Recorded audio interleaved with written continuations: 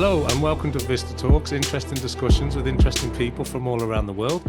I'm your host for today, Simon Hodgkins, and I'm thrilled to introduce you to Noelle O'Connell. Noelle is a highly accomplished leader with extensive experience in European public policy, communications, and of course, leadership. She currently serves as the CEO of the European Movement Ireland and is the Vice President of the European Movement International. She also plays a key role in national and European advisory councils, and we're excited to dive into this wealth of knowledge that Noelle has around European policy, leadership, global business development, and everything in between. Noelle, you're very welcome to Vista Talks. Thanks a million, Simon. Great to be here with you today. So, Noelle, I started off by saying that you're the CEO, the Chief Executive Officer of the European Movement Ireland. You've led an organisation that works closely with European institutions and national governments, right? So how do you see this EU regulatory framework shaping the ability of businesses to grow? Because that's a topic that's close to a lot of our people watching or listening to our episode here today. How do you see that regulatory framework shaping businesses' ability to grow and scale, I suppose, internationally, scale globally, scale across Europe? What are the key challenges businesses face when you're navigating these kind of frameworks that you're very familiar with? Yeah, of course. And I think it's a great question. And I mean, we can't afford to lose sight of the fact, Simon, that the EU is the world's largest economy, the world's largest single market. So, here in Ireland, as one of the EU member states, we've access to a market of over 450 million consumers. So there's huge opportunities in terms of a single market for goods, freedom of movement of people, capital. A lot more, I think, needs to be done to complete the single market on the Capital Markets Union. But of course, when we talk about it as well, there's the Brussels effect, as it is known, in terms of the regulatory aspect of it. And I think what we have seen is, with the single market, the reduction and the elimination of barriers to trade more broadly. So for businesses, for companies looking to export and innovate and develop in the EU, the single market and the EU is to the fore of that, and is to the fore in driving that forward. Of course, there is a challenge in terms of getting the balance right and that sweet spot between regulation and also encouraging innovation. And I think that's something that we in European Movement Ireland would be calling for the EU to enhance and improve its competitiveness. And I think we've seen some really interesting suggestions and innovations and ideas coming out of the recent Mario Draghi report, and of course, prior to that, the Letter report. So I think the EU has a huge impact on everything to do with regulation, whether that's from AI, whether that's from data protection, GDPR, the Digital Services Act, the Digital Markets Act, you name it. But what we need to see more of is both the regulatory aspect of it, but also the innovation side of things. And I think if we can get that balance right, it will further enhance responsible business practice, reduce burdensome red tape. We really need to work on that, particularly for SMEs. But I think the fact that 27 countries are working to share a single market and try to ensure competitiveness and greater market access for SMEs, for businesses within Europe, that will kind of serve to improve and hopefully lessen some of the compliance challenges that SMEs face. And if we can get a more equitable interpretation of the legislation in the different countries, I think we still have a little bit of a ways to go on that. That also will help with consistency and also reduce some of the compliance burdens on companies as they look to expand in the different EU member states. Well, they're very important topics, and thanks for sharing that, Noelle. For people who listen to this show as opposed to watch it on YouTube or our website, they're missing out on the fact that you're joining us from your office. We've got the Irish flag behind you. We've got the EU flag behind you. It's all very official looking. And it brings me nicely onto my next question, which is, I kind of started off talking there about being the CEO of the European movement in Ireland and about that scaling and global frameworks. But as well as that, and slightly different, you're also involved, aren't you, as the vice president of the European Movement International. So I'd like to understand how that all fits together. And also, because you're part of that organization, which is, as you said, it's the largest pan-European network of pro-European organizations, as I understand it, and you're bringing together this diverse cross-section, whether it's civil society, trade unions, businesses, NGOs, academia, that whole world is sort of this melting pot that you work in. The question really is, how can the businesses through that environment better leverage the fact that Europe has this cultural and linguistic diversity? Because it's quite a different landscape when you look at the EU as a whole in terms of its makeup, isn't it? Absolutely. And you spoke about European Movement Ireland and European Movement International. And I mean, if I then to look at the cultural and linguistic diversity, but I might just share a little bit about ourselves here in European Movement Ireland. We are 70 years in existence this year, so it's a really, really big anniversary for us.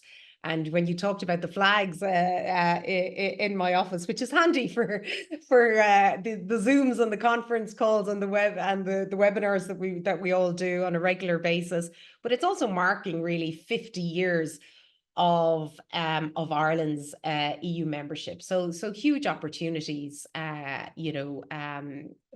for Ireland as both an active and a really engaged member of the EU. And I think if we go back to the fundamental principle and the motto of the European Union, it may seem like a little bit of a cliche, but its motto is united in diversity, and that's what we're celebrating and marking. 27 different countries, 24 official languages, and many more besides. And that unique cultural and linguistic diversity really enhances the USP, I think, of the European Union, and what makes it really, really strong.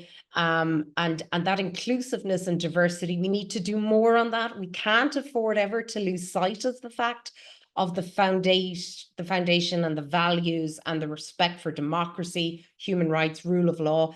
And the EU was born out of the ashes of the Second World War, and sadly, we're seeing a continent, Russia's invasion of Ukraine on our eastern borders, but also more broadly the conflict in the Middle East. So there are huge challenges, and I think in our embracing of our cultural and linguistic diversity is really, really important. And I think for those businesses that can successfully navigate that cultural and linguistic diversity by fostering inclusiveness, equity, and being open to that, Simon, and I think respecting the nuances and the subtle differences of the differentiated markets and the different countries and some of the customs and practices. That's really, really, really, really important. And then if you have a more diverse workforce, you also see a value add in that as well. And I think as given how multicultural and multi-ethnic I know businesses here in Ireland are, and more broadly across the EU, that's a huge bonus and benefit as well. And you kind of will build up your brand loyalty, customer satisfaction, I think as well, if your values are aligned to the opportunities that cultural diversity affords.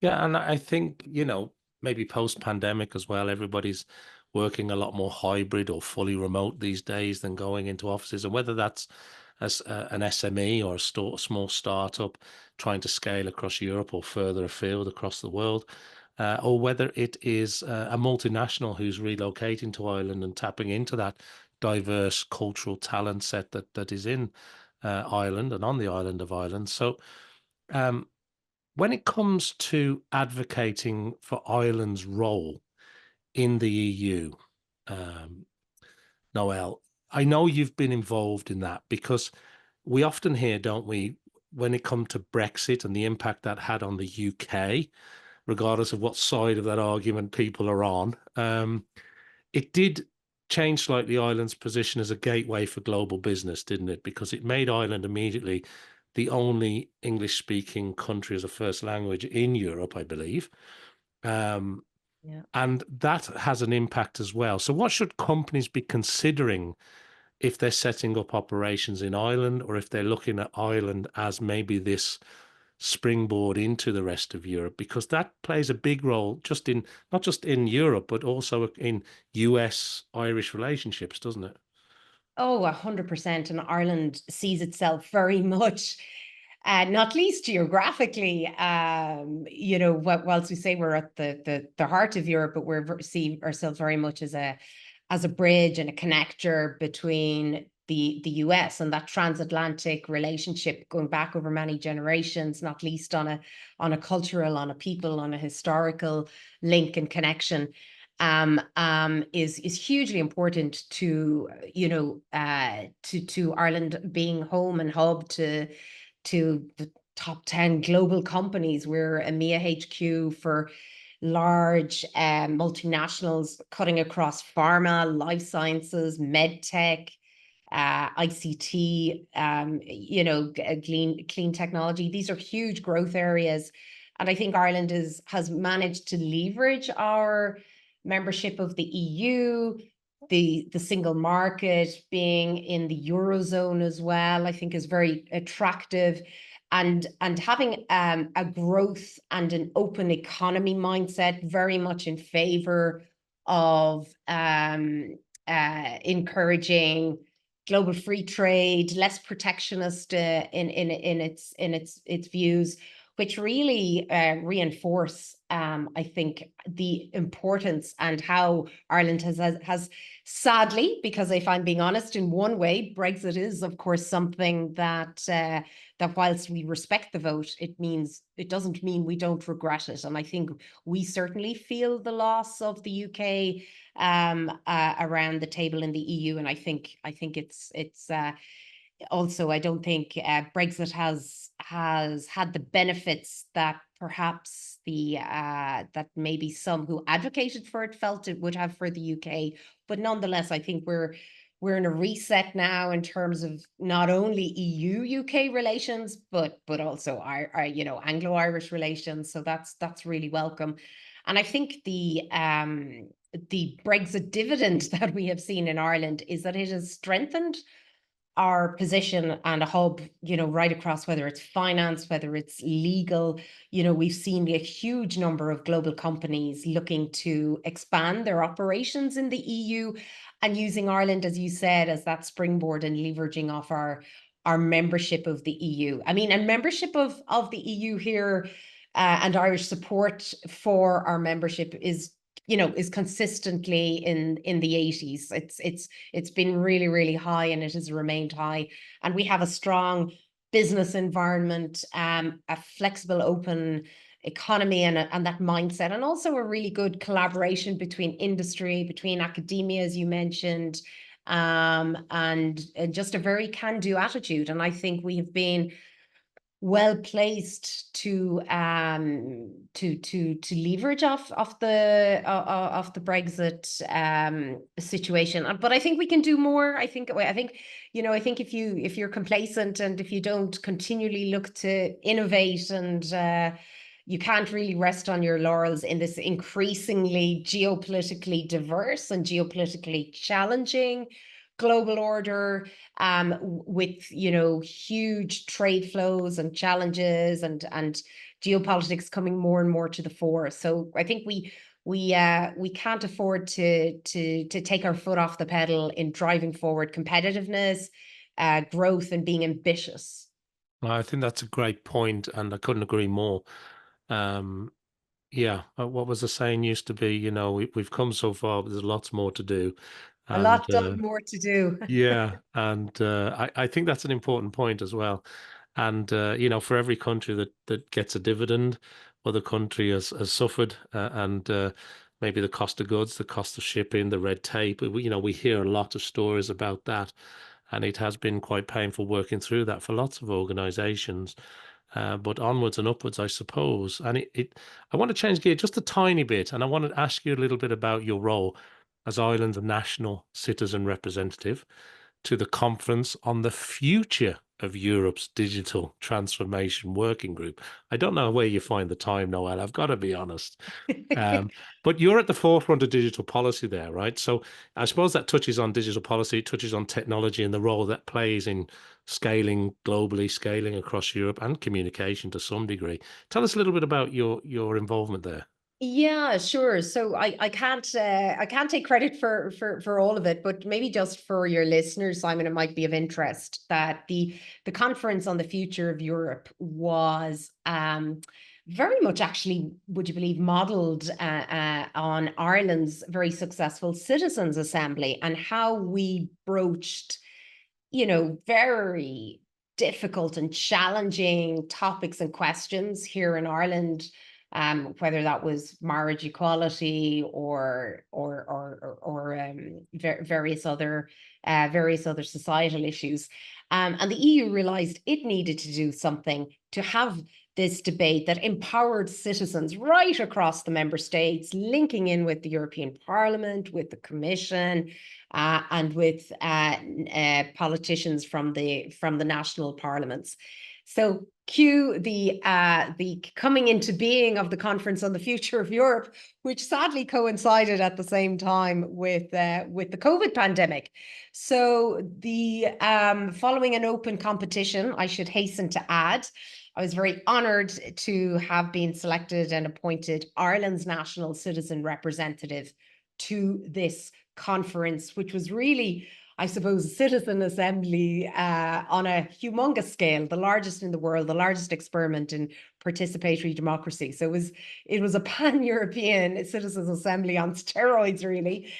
So we started off initially with people being assigned to a number of working groups, and I was delighted to be on the digital transformation working group, which was hugely important, and not least when we were discussing and debating, with hundreds of citizens from every corner of Europe. We were doing it all online at the start, so we couldn't meet in person. And then, as we saw, thankfully, thanks to the advances of science and vaccine strategy, and the EU actually playing a crucial role in supporting countries and economies and rolling out the COVID vaccines right across the EU. We were able to meet in person in the European Parliament in Strasbourg, and the Digital Transformation Working Group looked to make how we as a European Union make all things digital work better in a more transparent, trusted, fairer and safer manner, and how we harness the potential, the untapped potential in some ways, whilst also ensuring appropriate guardrails are there, the ethics around all things tech, digital and AI. And it was, hugely encouraging to see the level of interest and the ideas and the innovation and the sharing and the learning of best practice. I mean, we saw, if we take, we all had to actually participate in the conference on the future of Europe and to get into the Parliament, to show our vaccine, our vaccine passes. And it seems like, gosh, it seems like it was only yesterday, but also decades ago at this stage. But how quickly Europe was able to adapt to that, and what practices and learnings can we take away in terms of, looking at health data stored on the European health insurance card as an option and a possibility. So it was, we really saw a drive and momentum to not only have, as we talked about, the Brussels effect and, Europe needing to up its game in terms of the US being to the fore in terms of innovating, and Europe being seen as regulating, which does have a huge impact globally, but also how can we harness the pivotal role that technology plays in helping companies and businesses scale up, grow and develop. And that really was a big part of the Conference on the Future of Europe, which, finished up, was it last year or the year before? We've had a number of kind of follow-on iterations of it, but it is something in my role as one of the vice presidents of European Movement International that we are, very closely engaged on. And it's something that we work to support those countries in the D9 group as well, and just keeping very much abreast and on top of all things tech and digital, not least because we are known in Ireland, I suppose. Ireland is known as kind of Silicon Valley of Europe, and that is something that we need to continue to ensure. Oh, absolutely. And it's great that we visited that, because that was a huge endeavor. And I didn't want to not bring that up in our conversation today, because that was, as you say, probably one of the biggest events of that kind at the time in the world. I mean, this was significant. So thank you for shedding some light on that for us, Noel. Pleasure. Yeah, a lot of time spent over back to Strasbourg, and I'd imagine. coming from an island nation, it's not an easy destination to get to, but a beautiful city. Yeah, great. So let's move it on a little bit if I can, because I want to talk a little bit about both public and private sectors. I want to talk a little bit about your experience, which I know includes the non-profit sector as well, of course. But the question I've got for you is about leadership qualities. What do you think is essential in today's busy landscape that you've kind of painted a picture of here today? If you're trying to guide an organization through international expansion, how can the leaders of today ensure that they're being, both looking for growth, but also being maybe culturally sensitive when entering new markets? Yeah, I think leaders of today, it's there's a a lot on, I think, every leader's plate, but it's a hugely exciting time. And I think having an openness to innovation, being curious, being agile and nimble, flexible, resilient is really, really important, to deal with any knockbacks and challenges that you invariably encounter and face, but also being true to your what's your North Star, what's your purpose, what's driving you, what's your vision and your mission, and what makes you get up in the morning and go to work. And I think you have to be, for me as a leader, it's really important to inculcate a culture of respect, of inclusiveness. I think we talk a lot about EDI, and you've obviously touched upon it there, but we need, in order to have EDI, inclusiveness to me is really, really important, because then you can you're basing it on equity, and you promoting diversity and having strong communication skills. We work with, we're fortunate to have partnerships and engagements with many different cultures, many different nationalities, and also, in my different roles, I chair a number of different working groups where there could be up to 30 plus nationalities participating in various fora. So how do you respect and also enable and that richness and that diversity and really capitalize on that? And I think that is something that a good leader needs to do, and also to be very open just to new partnerships and new opportunities. I mean, we're very open to partnering with different organizations, different groups, whether that's think tanks or civil society organizations or other, enterprises, in terms of funding partnerships and engagements. And I mean, that's a big part of trying to diversify, I suppose, and enhance your sustainability as well, and also be reflective of the values and the cultural diversity on what the European Union was founded upon. So we kind of think it's it's important to walk the talk as well. Yeah, so that sort of cultural diversity, that rich area that you're tapping into, but also you're talking about things like being agile and nimble and adaptive, and being, able to change and adapt as well. And I suppose, talking about leadership, just to go into it a little bit more, you're obviously leading the European movement, Ireland, and it's been through significant growth. It's also been through some real big challenges in the global environment, right? So when you focus on building those new partnerships or increasing your organization's, let's say, influence or reach, have there been any strategies in particular that have helped you build that growth, that awareness, build out your presence? And is there any sort of similar strategies or thinking that could be applied to business in general if they're looking to expand their presence, Noel? Yeah, I mean, I think you learn a lot from the challenges that you faced, and obviously not least as an organization and as a country, the financial crisis and the economic downturn. Nobody, no company, no business, no organization, no country was not left unscathed by the impact of that. And we in European Movement Ireland, and myself as its CEO, was no different. So how did we ensure our sustainability? We had to very quickly pivot and adapt, and look at efficiencies and costs, and how to do more with less, but also looking at being able to pivot and uh building trust and credibility. I think that enabled us then to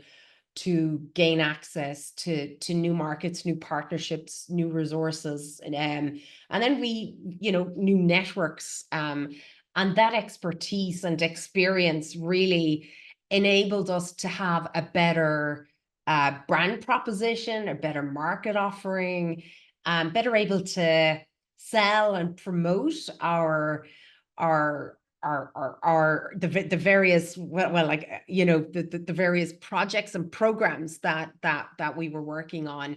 So that enabled us to grow and diversify. And I think that would be, my advice to anybody listening is, be a trusted and credible business partner, have a reputation,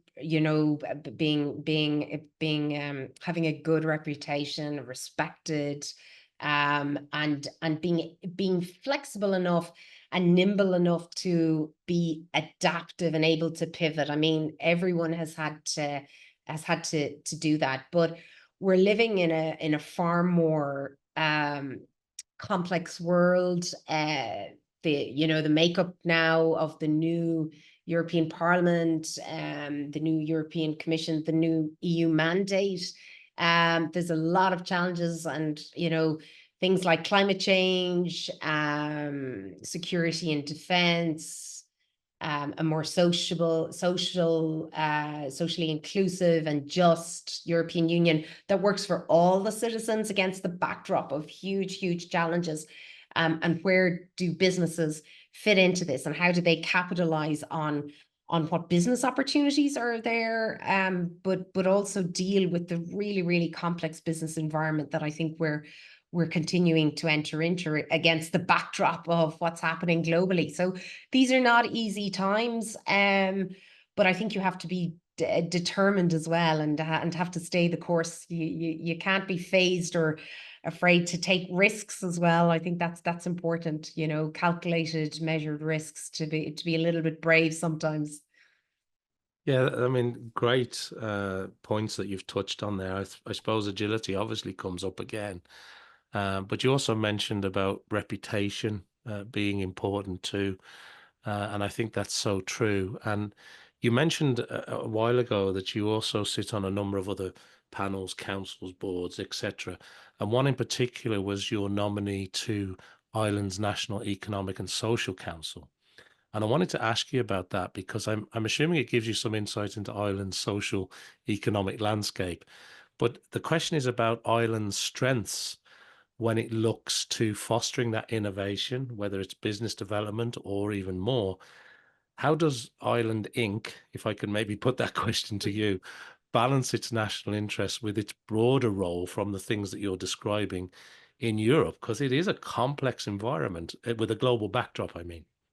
Of course. Yeah, no, it's a great question. And look, I was very honored and humbled to be appointed by the then Taoiseach, the then Prime Minister, now Deputy Prime Minister, Micheál Martin, to be one of his independent nominees to the National Economic Social Council, whose purpose and remit really is to give independent advice across the environmental, social, the economic aspects to his office and the office of the Prime Minister. But yeah, I mean, I think for Ireland, what are our key strengths? I suppose I think we are quite good at fostering innovation and really leveraging off our skilled and very diverse and highly educated workforce, and that ecosystem and that stakeholder partnership, whether it's between industry, great universities, a very strong business and growth mindset that's kind of innate to Irish people, a strong FDI base, and also, being able to capitalize on and take advantage of what we can see coming down the track, and then against the backdrop, I suppose, as you said, our role in Europe.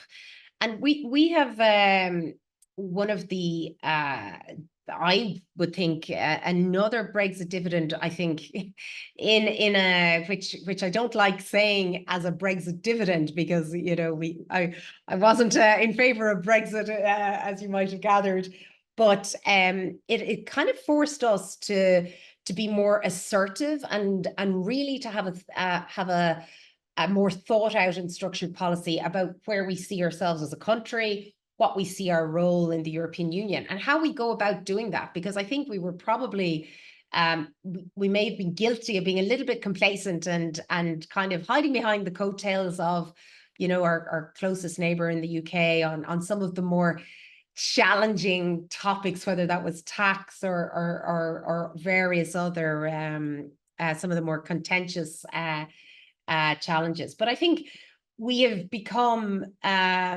a very active and engaged member we continue to be of the European Union, and we work on balancing our national interests and the broader European role by working to ensure that the European Union is fit for purpose, that it works in the benefit of all its citizens. We're very much in favor of enlargement. I think that is something that we are very proud of, our role in that, and we're seen actually as a shining light and a role model and an exemplar. I was speaking to a group of Serbian journalists just a couple of days ago, and they were over here on a fact-finding trip to see how Ireland's membership of the EU, how we managed to navigate that against the backdrop of our roles and responsibilities, and what learnings could they take away and report on it, and see if there's any lessons that Serbia could take. So, these are just, I think we've never been afraid to share our national sovereignty, because we see it as very much to the benefit of enabling us have a voice with a, 5.5 million population, but by sharing and pooling our sovereignty, we've got a larger footprint on a global stage. And I think that's how we manage both our national interests, but also put forward and advocate for a better European Union. And we kind of tend to work quite collaboratively with other member states, and we're good at building up alliances, and I think that's very important, and trying to get a consensus on some of the more challenging and legislative files and challenges that are facing all EU member states, whether that's everything from regulation to competitiveness to climate change. So there's huge opportunities there, and I think we need to continue to being a little bit more agile and flexible in seizing them. It's fascinating what you said there, because it's sort of made Ireland have to take maybe a bigger role, a more important role in that sort of context to some degree. And it also reminded me, as you were talking about, the importance of the story, the narrative, the PR that a country actually, stands for. Back to that, being genuine, being credible, having that authenticity, um, having that sort of quality and that reputation was the word you used earlier. And from your experience, Noel, can I ask you about whether it's been from a policy and, over and back to Strasbourg and all the rest of it, or whether it's just as a business leader yourself in your own right, there must be some important lessons when it comes to the wider brand building. I'm thinking about managing public relationships, managing PR in different markets. Is there any sort of learnings there? Because you're really at this sort of pinnacle of this complex sort of web of where everything interconnects globally. Um, it- God, thanks a million, Simon. I'm hardly recognizing myself there. But yeah, no, I think it's a really, really important uh, point that you're raising, and how, how can you best uh, build your brand, manage public relations across different and complex markets, and also in, in different languages. And I think one takeaway that I have certainly taken on board is that the one size fits all approach, that really very rarely works. And I think if, as a business or an organization or a body looking to expand and grow and diversify whatever area of operation you're in, if you are unable to embrace the cultural sensitivities and diversities, and adapt to those in the market that you're looking to engage with, you're not going to have the level of success, I think, that you want to have. So you have to be open to obviously imparting what you stand for, and what your own company and organization has, and what you can bring to bear, what you're looking to achieve in the new market. But you really have to be, I think, respectful as well, is a word I would use, of the nuances and the cultural sensitivities, and how best to bring the best of what you have to offer, but bring it to bear in the other market. And I think, you don't want to dilute your core brand. I think it's important to have consistency in that. But how we measure transparency and different markets' views on sustainability is really, really different, isn't it, in a lot of different markets? So how do you adapt to that? How do you embrace different consumer behaviors as well? You might have, some projects or programs may work fantastic in the Nordic Baltics, but may not reach the same impact or effect, say, in some of the Mediterranean countries, or vice versa. So you really have to do a lot of research, I think, as well. And that stakeholder engagement with trusted partners on the ground. We're very fortunate. It's as part of our various consortia that we have really strong trusted partners who are the leaders and the market leaders in their own home countries, and that's really strong relationship building aspect for that, which has kind of enabled us to enhance our footprint and our presence across a huge range of activities, projects, and programs that we wouldn't have been doing before. There's such important points that you've raised there, and thank you so much indeed, because that really is the essence of it, I think, in terms of what you're saying there. And I do want to squeeze in one last question, if I can, Noel, before we run out of time. We've talked about a lot. We've covered an awful lot so far. But I want to ask you, just on a personal level, how are you balancing all these various leadership roles, from being a CEO to advising on policy to being involved at, governmental levels across Europe? And what's your experience like when it comes to, your own leadership approach, your own decision making? Because obviously it must shape your approach to the way you organize and operate as a CEO today.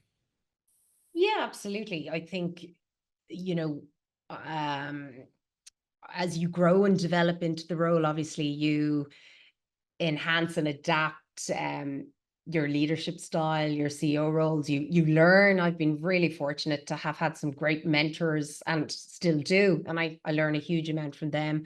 I love learning. I think I've an innate curiosity, and so I think you're never too old to learn and pick up and copy best practice as well. But for me as a leader, I think it's really important to be true to yourself, to know what you stand for, to not compromise on your values, and also have a purpose and have a reason for believing and doing what you do. The work-life balance, that challenge, and obviously, as you said, wearing a number of different hats, it's not always easy. I have to be quite militant or diligent with my calendar and my diary and scheduling, but it makes you more efficient. And I think diversity of responsibilities and diversity of activities and engagements enhances your exposure and opens your mind and your leadership style to new and different innovations. And you're always learning and picking things up, and being proud of what you represent and what you stand for, and believing in the importance of what you're doing as well, is something that is personally important to me. So I've tried to continue on that in whatever role or capacity I am in. Well, continued success with everything that you're doing, Noelle. It's been such a pleasure to get a little bit of insight today into your world and how it all sort of comes together. And it's a lovely point for us to end on here on Vista Talks. I just want to thank everybody who's watching or listening to this episode. Of course, thank Noelle O'Connell for being our guest here today. And I'm going to invite people to join me back here for the next Vista Talks show, where once again we'll be discussing some interesting topics with very interesting people from all around the world. But thank you, Noelle. It's been wonderful to talk to you again today. Thanks a million, Simon.